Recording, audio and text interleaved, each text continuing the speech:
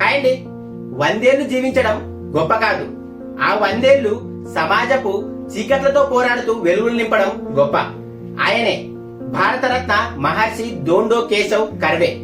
వితంతువును పెళ్లి చేసుకున్నాడని సమాజం ఆయనను వెలివేసింది. కన్న తల్లిని చూడడానికి కూడా కులం అడ్డుపడింది. కానీ ఆయన వెనుకడుగు వేయలేదు. అనాథాశ్రమమే ఆయన ఇల్లనుకున్నారు. చేతిలో చిల్లి గవ్వ కూడా లేదు. కానీ ఆశ్రమాన్ని నిర్మించడం కోసం పూణే వీధుల్లో జోల పట్టారు. కొంతమంది ఆయనకు రాళ్లు వేశారు, మరికొంతమంది అవహేళన చేశారు.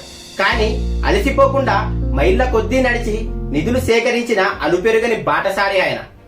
1916లో కేవలం 5 మంది విద్యార్థులతో మొదలైన ప్రయాణం భారతదేశంలోనే మొట్టమొదటి మహిళా విశ్వవిద్యాలయంగా అవతరించింది.